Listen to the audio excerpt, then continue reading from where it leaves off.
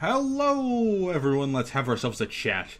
We're the Rusty Chains, and today our chat is about the Payday 3 beta.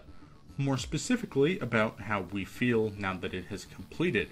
We agreed on some things and disagreed on some others. Most members of RC that played the beta have all shared their thoughts below, so let's take a look at how each person felt. Hi, it's me, John. Vali wasn't able to record her section, so she asked me to narrate it for her, but everything for the rest of this section is exactly as she wrote it, word for word. I did not make any edits. Okay, Vali's writing stars now. My thoughts on the Payday 3 beta are pretty complicated. On one hand, the game is really fucking fun, but on the other hand, the server issues do genuinely have me very concerned. Yes, I do realize that this beta existed solely to test the servers. However, I personally do believe that the state of the servers for a game that's releasing within the next month are not in any acceptable state. I was unable to matchmake for several hours. It took over 10 hours for my levels to properly sync to my account and give me access to new guns. On numerous occasions, me pressing ready does not in fact mark me as ready, but also takes away the option for me to press it again until the game just decides to put the button back so I can actually ready up. These issues cause me genuine worry for when the servers launch in full, because this was all day one on testing with 5,000 players. Progression was broken entirely for over a day. The servers crashed at one point for 6 whole hours. We as a group have experienced numerous issues using the in-game party system, with either invites just not working or some members of the party not being transported to a lobby with the rest. The game, for a beta state, even a 4-month-old beta state, is not really in the shape you'd expect a beta to be in. In some cases, it felt more like an alpha. Performance was another issue that was cropping up within this build. An older build, of course, should be expected to perform worse than what we played in the partner build, but it was quite jarring how large of a gap it was. While it may be improved in the live build, it also may not, so we felt it was imperative to be included in our initial video. Now for some positivity. Payday 3 is fun. Like, really fucking fun. Gunplay feels very good. Payday 2 guns lack a sense of oomph, and shots didn't feel meaty. Gunshots in Payday 3 feel like there's actual power behind them. Additionally, guns in Payday all feel more or less equally balanced. Obviously there are guns that are just better than others, but the gap between them does not feel as drastic as it did in Payday 2.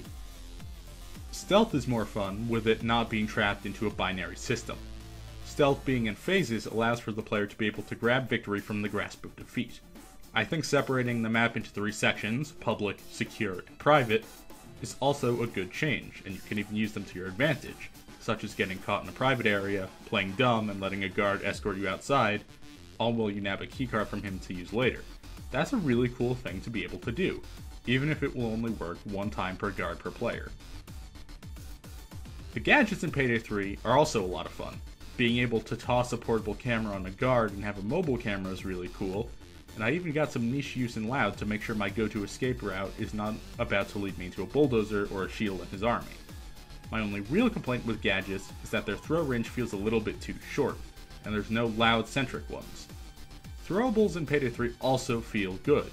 Like, holy shit, there's a whole fucking skill tree dedicated to throwing knives, and they can ricochet! It's so cool!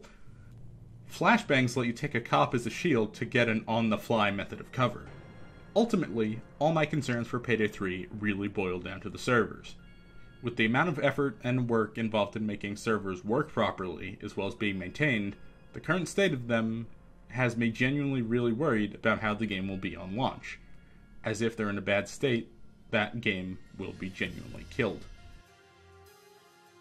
So my thoughts on the Payday 3 technical beta server test thing that happened this last weekend, or whenever this video comes out, my impressions are going to be mixed for the most part. I'm not going to comment on any of the gameplay or balance or performance because it's very obvious that's not what they were testing for. It was very much the server performance and those systems that they were testing for, and it's obvious from the build that we played back in the press event that what is currently in development and what we played from the April build with beta is not representative of what the final product is going to be. So I'm holding out hope that the issues that we had with performance and everything from that beta are going to be settled on the full launch, but I don't know. But I played with the press event, very nice. I played in the beta, not good. But when it comes to what they were testing for the servers, it was honestly extremely concerning, because from what I understand, at peak on the first day, there were about 4,000 to 5,000 players in Steam, not accounting for Xbox.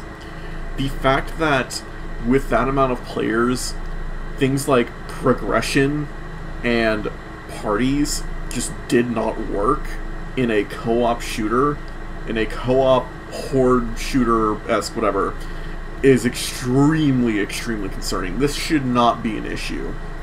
What should be an issue is server capacity and, like, can the servers hold this amount of people?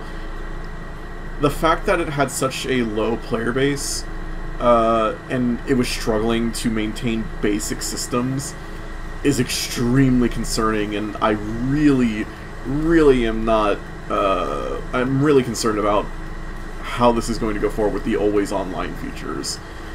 It was a mess all around. I mean, from the solo play experience at least, it was fine. I had no issues with the solo play experience. I would click queue, matchmake, whatever.